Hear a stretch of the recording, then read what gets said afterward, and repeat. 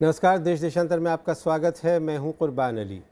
देश के महान स्वतंत्रता संग्राम सेनानी महात्मा गांधी के सच्चे वारिस, अद्भुत वक्ता, उत्कृष्ट लेखक, इतिहासकार, सुनहरी ख्वाब देखने वाले और आधुनिक भारत के निर्माता के खिताब से नवाजे जाने का श्रेय अगर किसी एक व्यक्ति को जाता है तो यकीनन वे भारत के पहले प्रधानमंत्री पंडित जवाहरलाल नेहरू हैं। आज़ादी की लड़ाई में अहम भूमिका निभाने के साथ साथ पंडित जी ने भारत में लोकतंत्र को स्थापित करने, उसे मजबूत बनाने और देश के नवनिर्माण में जो भूमिका निभाई उसके लिए हिंदुस्तान हमेशा उनका कर्जदार रहेगा। 1929 में लाहौर कांग्रेस के दौरान महात्मा गांधी ने पंडित नेहरू को कांग्रेस अध्यक्ष बनाने का फैसला किया था। इसी अधिवेशन में जवाहरलाल जी ने भारत को आज़ाद कराने का संकल्प लिया। पंडित जी को आधुनिक भारत का निर्माता कहा जाता है। दूसरे विश्व युद्ध के बाद आर्थिक रूप से खस्ताहाल और विभाजित हुए भारत का नवनिर्माण करना कोई आसान काम नहीं था, लेकिन पंडित जी ने अपनी दूरदृष्टि और समझ से योजनाएं बनाई जिसके सार्थक नतीजे वर्षों बाद मिले। 50 और 60 के दशक में भारत का ज़बरदस्त नवनिर्माण हुआ और उसके विकास के नए नए मंदिर बनाए गए, जैसे भागड़ा नाकल दाम, हीराकुंड रेहंद बांध, भिलाई, बोकारो और राउरकेला जैसे इस्पात कारखानों की बुनियाद रखी गई। योजना आयोग कायम किया गया और विकास के लिए पंचवर्षीय योजनाएं बनाई गईं। विभिन्न धर्मों, जातियों और संस्कृतियों वाले देश को एक लोकतांत्रिक, धर्मनिरपेक्ष, समाजवादी गणराज्य बनाना कोई आसान काम नहीं था, वो भी ऐसे समय में जब धर्म के नाम पर देश विभाजित हो चुका था। लेकिन पंडित जी ने भारत में लोकतंत्र की बुनियाद रखी, जिसकी जड़ें अब काफ़ी मजबूत हो चुकी हैं और जिसका लोहा पूरी दुनिया मानती है और भारत को दुनिया का सबसे बड़ा लोकतंत्र कहा जाता है। इसके अलावा भारत को सही ढंग से समझने और अंतर्राष्ट्रीय मामलों की जो पकड़ पंडित जी में थी, वो शायद भारत के किसी दूसरे राजनेता में नहीं थी। अपने प्रधानमंत्री काल में विदेश विभाग हमेशा उनके पास रहा और इसी दौरान उन्होंने मार्शल टीटो, कर्नल नासिर और सुकार्नो के साथ मिलकर गुटनिरपेक्ष आंदोलन की नींव रखी। लेकिन आज पंडित नेहरू की विरासत को लेकर कई तरह के सवाल उठाए जा रहे हैं और उनके नज़रिए, उनकी विचारधारा को ख़त्म करने की कोशिश की जा रही है। आखिर क्या है नेहरू की विरासत और वो क्यों ज़रूरी है? देश देशांतर में आज यही विषय हमारी चर्चा का, जिसमें मेरे साथ जुड़ रहे हैं पूर्व राजनयिक विवेक काटजू, इतिहासकार प्रोफेसर आदित्य मुखर्जी, राजनीतिक विश्लेषक प्रोफेसर पुरुषोत्तम अग्रवाल, आरएसएस विचारक संदीप महापात्रा भी हमारे साथ होंगे और वरिष्ठ पत्रकार नीरजा चौधरी हमारे साथ स्टूडियो में मौजूद है। आप सभी का बहुत बहुत स्वागत है। सबसे पहले प्रोफेसर आदित्य मुखर्जी, मैं आपसे शुरुआत करना चाहूँगा कि आप पंडित जवाहरलाल नेहरू को किस रूप में देखते हैं? आज देश में उनकी 127वीं जयंती मनाई जा रही है। क्या प्रासंगिकता है आज नेहरू की? नेहरू की तो बहुत ही ज़्यादा प्रासंगिकता है इस वक्त, क्योंकि जो हमारा 100 साल का जो आंदोलन जिससे भारत बना, उस आंदोलन की जो सोच थी उसका निष्कर्ष नेहरू जी में था। कोई भी किसी भी हिस्से में देखिए, चाहे वो आज़ादी का हो, सॉवरेंटी का हो, फॉरेन पॉलिसी में या डोमेस्टिक इकोनॉमी कोई आज़ाद बनाना, या डेमोक्रेसी को इस्टेब्लिश करना, लोकतंत्र को इस्टेब्लिश करना, या कम्युनलिज्म के खिलाफ, फिरका प्रस्ती के खिलाफ एक सेक्युलर देश बनाना, इन सारी चीज़ों में। और फोर्थली, ये 4 बेसिक आइडियाज़ थे आज़ादी के आंदोलन के। चौथा आइडिया था इक्विटी का, बराबरी का। इन चारों चीज़ों में नेहरू ने बहुत ही अहम रोल प्ले किया है। और एक अपनी तरफ से उन्होंने ऐड किया, वो साइंटिफिक टेम्पर, कि जो नया देश बनेगा वो होगा on the basis of modernity, civilisational values जहाँ पहुँची है उससे फ़ायदा उठा के एक साइंटिफिक टेम्पर क्रिएट करना है। तो इन सारे हिस्सों में नेहरू का रोल जो है सबसे आगे बढ़ा हुआ है और इसीलिए शायद उनको आजकल कुछ फोर्सेस अटैक करती हैं। जी, प्रोफेसर पुरुषोत्तम अग्रवाल साहब, आपसे अगर मैं पूछूं कि आज नेहरू की क्या प्रासंगिकता है? 127 साल उनके जन्म को हो गए और 50 वर्ष से ज़्यादा का अरसा उनके निधन को भी हो गया है, 52 साल होने जा रहे हैं। क्यों आज हम नेहरू जी को याद करते हैं?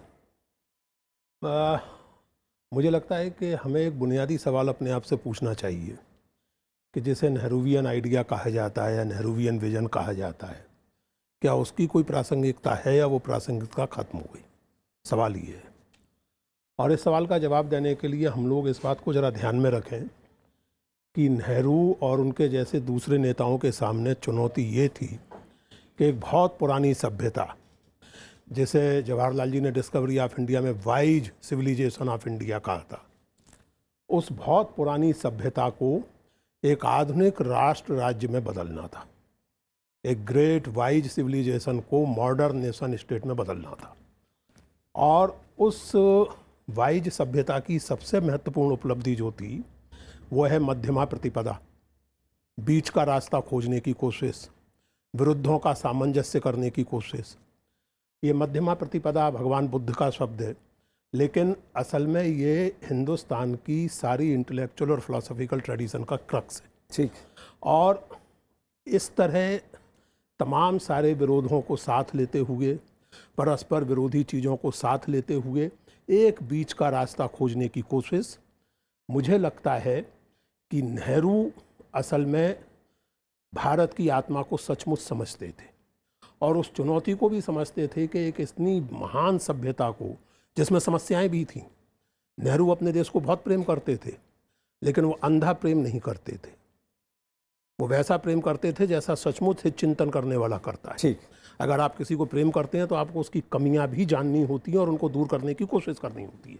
तो मुझे लगता है कि नेहरू की सबसे बड़ी प्रासंगिकता आज तक और लगातार ये बनी रहेगी कि आप हिंदुस्तान की परंपरा और संस्कृति के असली कैरेक्टर को समझते हैं या नहीं समझते। मैं आता हूँ आपके पास में। हमारे साथ आरएसएस विचारक संदीप महापात्रा साहब भी जुड़ चुके हैं। संदीप महापात्रा साहब, नेहरू को लेकर के संघ परिवार का एक विरोध रहा है जो राजनीतिक विचारधारा के तौर पे समझ में भी आता है, लेकिन हमने देखा कि चाहे अटल बिहारी वाजपेयी जी की एनडीए सरकार हो या उससे पहले मोरारजी देसाई की भी गैर कांग्रेसी सरकार और चौधरी चरण सिंह की सरकार, किसी भी सरकार ने कभी भी पंडित नेहरू के महत्व को कम करके नहीं आंका। लेकिन क्या आप समझते हैं कि आज जो जिस तरह से पंडित नेहरू का मूल्यांकन किया जा रहा है संघ परिवार की तरफ से, वो सही है, जायज़ है? ये देखिए, दो तीन चीज़ें बुनियादी तौर पे हमको समझना पड़ेगा। जहाँ तक संघ के विषय आपने कहा जी, नेहरू जी के प्रासंगिकता के बारे में काफ़ी यहाँ पे चर्चा हो चुकी है, लेकिन नेहरू जी को जब हम आकलन करते हैं केवल मात्र भारत के प्रधानमंत्री होने के नाते और उनका जो कार्य का एक कह सकते हैं कि जो उनका जो पीरियड रहा, टाइम पीरियड रहा 1947 से लेकर 1964 तक, केवल मात्र वो वहाँ तक सीमित करके रखना उचित नहीं होगा। उसका कारण यही है कि 1964 के बाद भी उनके जो वंशज इस देश को शासन करते रहे हैं और उन लोगों ने नेहरू जी के प्रासंगिकता को कितने हद तक आज के समय में या पिछले 50 वर्ष या 60 वर्ष के समय में प्रासंगिक बना के रखे, वो सबसे बड़ा महत्वपूर्ण विषय है। और जहाँ तक नेहरू जी के बारे में हम कहते हैं कि केवल मात्र एक अंध भावना से कि नेहरू जी ने जो कहा था वो उचित है और उचित था और उनके खिलाफ कुछ बोल भी नहीं सकते, उनके बातों का आकलन नहीं कर सकते, वो गलत होगा। नेहरू जी को जब मैं आकलन करता हूँ या विरासत की मैं बात करता हूँ, क्या मैं अपने आप से ये पूछ सकता हूँ क्या कि विरासत में हमको भारत में गणतंत्र के हिसाब से एक परिवारवाद मिला? हायर एजुकेशन की हम बात करते हैं, लेकिन यूनिवर्सलाइजेशन ऑफ एजुकेशन का जो एक दौर चलना चाहिए था वो हुआ ही या नहीं हुआ? कश्मीर की जो समस्या जो पिछले 70 वर्षों से एक नासूर बन के हम लोगों को नस रही है, वो समस्या को मैं अगर आकलन करता हूँ तो उसमें नेहरू जी का कितना रोल रहना चाहिए था और क्या उन्होंने किया उस समय पे, ये सारे विषय आएंगे। और जहाँ तक संघ परिवार की बात है, मैं आपको ये याद दिलाऊं 1947 में नेहरू जी ने ये कहा था कि संघ को 1 इंच जमीन भी नहीं दूंगा। उन्होंने अपने बात एक राजनीतिक तरीके से या फिर एक प्रधानमंत्री के तौर पे कहा होगा, लेकिन विषय अगर आप देखेंगे पिछले 70 वर्षों में संघ ने जो काम देश के लिए किया है, देश हित के लिए किया है, उसको भी कहीं नज़रअंदाज नहीं कर सकते। और ये एक जो भावना बन रही है कि नेहरू जी के प्रासंगिकता को कहीं चोट पहुंच रही है, कि वही लोग ही कह रहे हैं जो कि नेहरू जी के प्रासंगिकता के नाम पे पिछले 60 वर्षों में मैं एक मिसाल देना चाहूँगा आपको। नहीं है। मैं एक मिसाल देना चाहूँगा। अभी 31 अक्टूबर को सरदार वल्लभ भाई पटेल की जयंती थी। उसके 3 दिन पहले से सरकार की ओर से सारे अखबारों में विज्ञापन थे, बड़े बड़े विज्ञापन थे, आने चाहिए। लेकिन आज पंडित नेहरू के नाम पर सरकार की ओर से एक भी विज्ञापन नहीं आया। इसे क्या कहा जाए? देखिए, आज अगर सरदार पटेल की बात आपने छेड़ ली है, पिछले 70 वर्षों में आप मेरे को कितने वाकया बता सकते हैं कि सरदार पटेल जी का जो भारत की प्रति जो उनकी जो कंट्रीब्यूशन है जी, कितने मायनों में सही तौर पे उनका आकलन किया गया है जी। भारत को अगर 560 रियासतों को एक साथ अगर सरदार पटेल बिल्कुल, कोई मैं आपके साथ हूं, लेकिन मेरे सवाल का ये जवाब नहीं है। सवाल का जवाब मैं दे रहा हूं। आज माननीय प्रधानमंत्री ने भी कहा है, गाजीपुर में कहा है उत्तर प्रदेश में कि 60-70 वर्ष पूर्व जब गाजीपुर के एमपी ने उस समय माननीय नेहरू जी को बोला था कि यहाँ पे बहुत सारे समस्याएं, तो नेहरू जी ने कहा था कि कमेटी बनाएंगे जी। उस कमेटी कहाँ पे किस धूल में मिल गई किसी को पता नहीं है। और जो प्रधानमंत्री जी ने बात कही थी वो सबसे महत्वपूर्ण बात यह है कि नेहरू जी को उनके वंश के लोग ही उनके प्रासंगिकता को खत्म कर रहे हैं, उनके विरासत को खत्म कर रहे हैं। इस बारे में सोचना चाहिए। केवल मात्र विज्ञापन आए, विज्ञापन नहीं आए, इससे आकलन करना गलत होगा। अच्छा। क्योंकि पिछले 70 साल की अगर आप देखेंगे जो इतिहास हम पढ़ रहे हैं, जी। ये अभी भी जो पढ़ाया जा रहा है, नेहरू जी को कहीं किसी ने दरकिनार नहीं किया है। ठीक, मैं आता हूं आपके पास में। विवेक काटजू साहब, आप राजनयिक हैं, लंबा आपका अनुभव है कूटनीति में। देश की जो विदेश नीति आज़ाद होने के फ़ौरन बाद बनी और उसके बाद जिस तरह से गुटनिरपेक्ष आंदोलन का एक दौर आया, जबकि तीसरी दुनिया के देश अलग खड़े हुए, अमेरिका और रूस, सोवियत रूस से अलग हट करके, उस योगदान को नेहरू जी के आप किस रूप में देखते हैं और जो उनकी विदेश नीति थी उसे किस तरह से देखते हैं? देखिए, मेरा मानना है कि भारत की जो विदेश नीति में एक स्ट्रेटेजिक ऑटोनॉमी पर जोर दिया गया नेहरू जी के ज़रिए, वो बिल्कुल उचित था। क्योंकि नेहरू हम स्वतंत्र हुए थे और अगर किसी भी गुट से, अमेरिका के गुट या वेस्टर्न गुट या सोवियत गुट के साथ जुड़ जाते, तो फिर जो हमारी स्वतंत्रता जो हम थी उसका विदेश नीति में कोई मतलब नहीं रह जाता। तो ये एक जो उनका योगदान है, एक बुनियादी योगदान, इसको देश कभी नहीं भूल सकता। और उसी योगदान पर और उसी सिद्धांत पर कि हम अपनी स्ट्रेटेजिक ऑटोनॉमी बनाए रखेंगे, हर सरकार ने आगे उसको बढ़ाया है। मैं तो ये मानता हूं कि मोदी जी भी आज उस सिद्धांत से नहीं हटे हैं, क्योंकि उस सिद्धांत से भारत जैसा देश हट नहीं सकता। लेकिन अगर आप मुझे इजाजत दें तो एक शब्द मैं और कहना चाहता हूं, जो कि भारत की डोमेस्टिक नीति से संबंधित है। ये कोई नहीं कह सकता कि नेहरू जी का जो योगदान है आधुनिक भारत में निर्माण में वो किसी से कम रहा। आधुनिक भारत जो है एक प्रकार से उनकी देन है, क्योंकि जो उन्होंने जो सिद्धांतों पर, साइंस पे, टेक्नोलॉजी पर, एक सेकुलरिज्म पर जो उन्होंने जोर दिया, वही हमारे देश की बुनियाद है, उससे नहीं हट सकते। लेकिन एक खामी रह गई, वो ये था कि उन्होंने अपने परिवार को नहीं रोका। मैं मानता हूं कि इंदिरा जी को आगे बढ़ाना गलत था, क्योंकि उन्होंने जो एक ये छूट दे दी अपने परिवार को, वो उसके बाद परिवारवाद हमारे राजनीति में घर कर गया और वो उसका जो असर है वो आज हम देख रहे हैं। ठीक, मैं आता हूं इसी आपके तरह अगर फिर मैं विदेश नीति की तरफ लौटूं तो एक शब्द और कहूंगा कि हाँ, कश्मीर के मामले में उनसे बहुत बड़ी चूक हुई ये, और वो जो गलती हुई उसका खमियाजा हम आज तक भुगत रहे हैं। जी, मैं आता हूं विवेक जी आपके पास में। आप रहे हमारे साथ में। नीरजा जी, अब आपकी बारी कि आपने सारी बहस को सुना, सारे पक्ष विपक्षों को भी सुना। आप क्या समझती हैं कि आज क्या हम पंडित नेहरू का जो योगदान है इस देश के लिए, उसके साथ इंसाफ कर पाए हैं, कर पा रहे हैं? देखिए, आज तो जो आज की सरकार है उसको लगता है कि नेहरू जी को बहुत अहमियत दी गई है। उनका आइडियोलॉजिकल डिफरेंसेस हैं, वो अपनी जगह हैं। हर ग्रुप का अपना प्रोग्राम होता है, आइडियोलॉजी होती है, और उनको चुना गया, भारत की जनता ने चुन के उनको वहाँ बिठाया है। लेकिन एक परिवार को इतनी अहमियत देना, जिसका जिक्र कई लोगों ने किया है, और बाकी जो नेतृत्व था जिसका बहुत अहम रोल था, उसको गौण कर देना, तो अपने आइकॉन्स को तो बीजेपी आगे ला ही रही है, लेकिन ये जो इम्बैलेंस था, जैसे सरदार पटेल को कोऑप्ट कर लिया, जयप्रकाश नारायण को कोऑप्ट कर लिया, लोहिया को भी अब कोऑप्ट कर रहे हैं। हालांकि मुझे लगता है नेहरू को भी आज जो प्रधानमंत्री ने कहा है कि जहाँ तक वो लाए उससे अब मैं आगे उनके जो काम पूरे नहीं हुए उनको मैं पूरा करूँगा।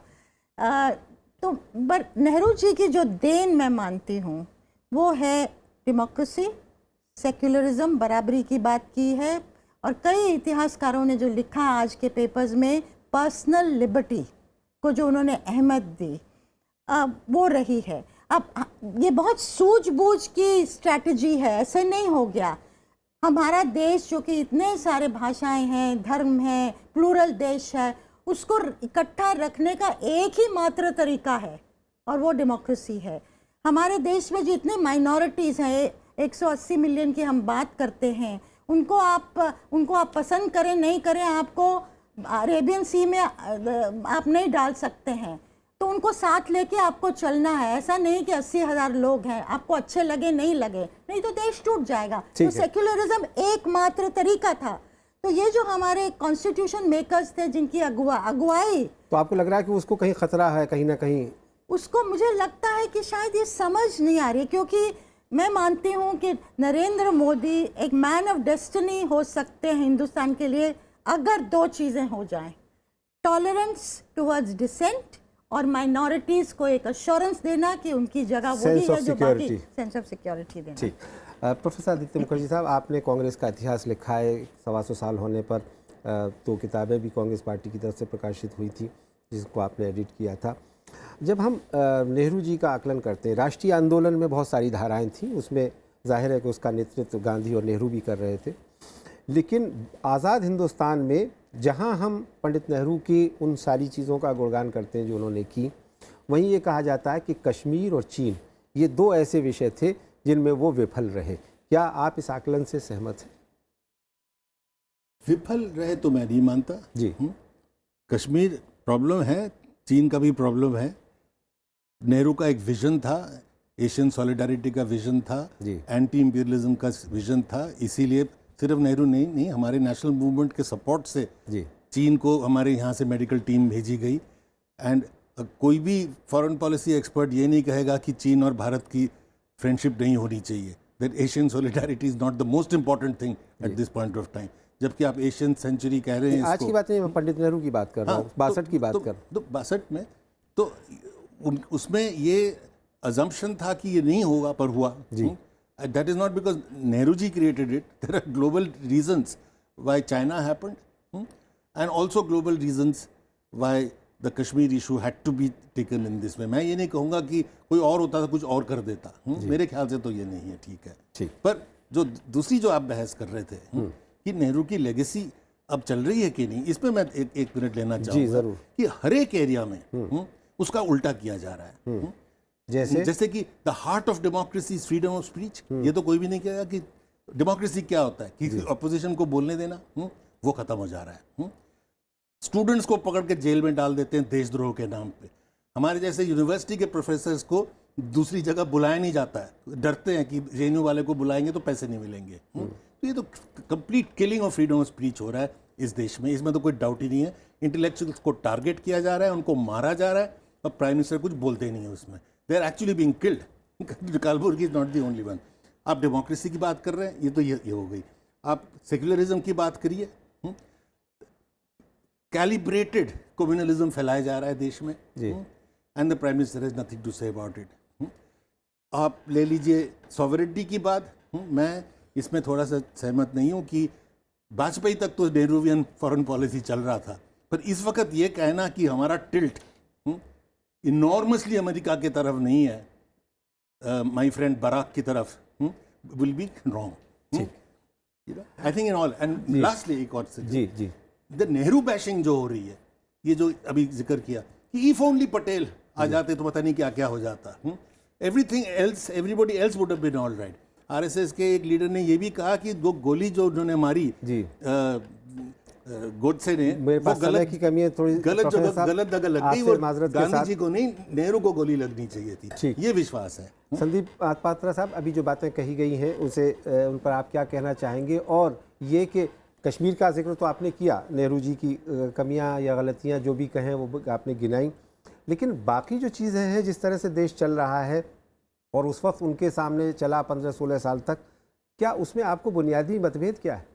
नहीं, देखिए, बात की मैं ये कहना चाहूँगा, प्रोफेसर मुखर्जी ने अभी डिसेंट की बात की, देशद्रोह की बात कही जी। मैं आपको याद दिलाना चाहूँगा, आपके माध्यम से देश को भी ये ज्ञात है कि सन 1951 में देश में पहली जो कॉन्स्टिट्यूशनल अमेंडमेंट हुआ था, देश जब आज़ाद नहीं थी उस समय भी सेडिशन का लॉ था, और नेहरू जी का ये कहना था कि the moment I come to power I will repeal this provision in IPC. लेकिन विडंबना ये देखिए, 1951 में या 51 में जो कॉन्स्टिट्यूशन में पहला अमेंडमेंट आया, वो इसी का ही था कि कॉन्स्टिट्यूशन में सेक्शन आर्टिकल 19 में जो आज हम देखते हैं, केविएट देखते हैं, वो नेहरू जी की देन है। तो ये कहना कि आज के समय में वो है, वो सरासर गलत है। और जहाँ तक डिसेंट और लिबर्टी की बात करते हैं, मैं ये कहना चाहूँगा एक निरपेक्ष भाव से हमको देखना पड़ेगा।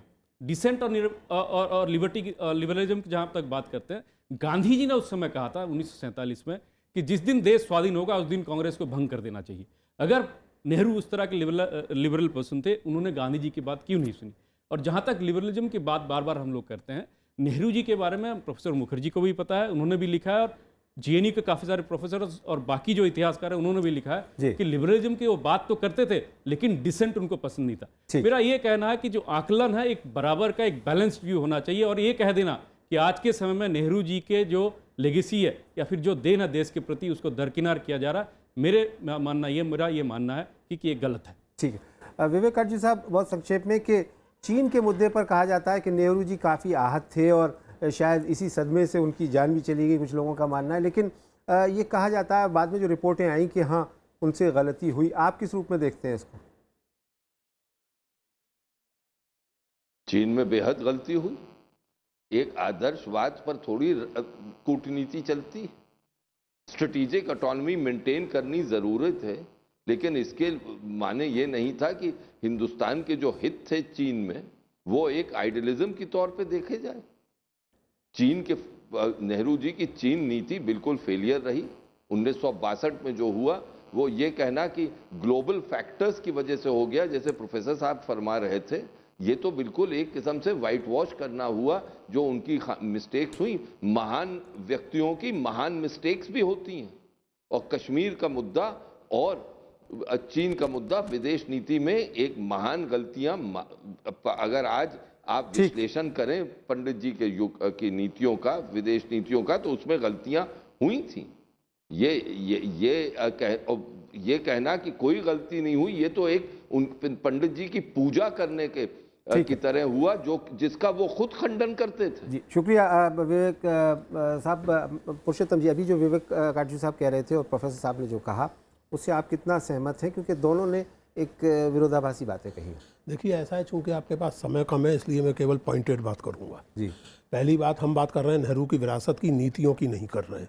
नीतियों पर बात करें तो वो एक अलग डिस्कशन हो सकता है, और उसमें फिर नेहरू और पटेल और उस समय भारतीय जनसंघ की या स्वतंत्र पार्टी की किस मुद्दे पर क्या राय थी, इसकी तफसील में जाना होगा, और वो तफसील काफ़ी लोगों के लिए काफ़ी तकलीफदेह साबित होगी। इसलिए मैं केवल विरासत पर फोकस करूँगा। और विरासत की जहाँ तक बात है, हमें ये बात समझनी होगी कि जिसको आप आइडिया ऑफ इंडिया कहते हैं, जो मैंने कहा कि एक सिविलाइजेशनल ट्रेडिशन को, एक सिविलाइजेशन को नेशन स्टेट में बदलना, नेहरू इस बात को जानते थे कि वो केवल एक सोशल और कल्चरल चीज़ नहीं है, उसके लिए सॉलिड इकोनॉमिक और इंस्टीट्यूशनल बेसिस चाहिए। इसलिए उस ज़माने में जबकि आईआईटी पर खर्च करना लोगों को फिजूल खर्ची लगती थी, आईआईएम एशिया के किसी देश में नहीं थे, हिंदुस्तान में बनाए गए। और सिलिकॉन वैली में आज जो भारतीय आबादी है और मंगलयान जिसका श्रेय कुछ लोग लेते हैं, इसरो का निर्माण, आज़ादी के पहले अंतरिम सरकार के दौरान न्यूक्लियर एनर्जी कमीशन का निर्माण, इसको कहते हैं दूरदृष्टि और इसको कहते हैं विरासत। Point number 1। दूसरी बात, मैं केवल जिज्ञासा बस जानना चाहता हूँ, आप कभी रिसर्च कीजिएगा या करवाइएगा जी, कि नेहरू के ज़माने में और उसके बाद शास्त्री जी के ज़माने में, वाजपेयी जी के भी ज़माने में, ऐसा कब और कितनी बार हुआ कि रूलिंग पार्टी, रूलिंग डिस्पेंसेशन और प्रधानमंत्री जी का हर आलोचक देशद्रोही है और एंटी नेशनल है और बाजिब उल कत्ल है?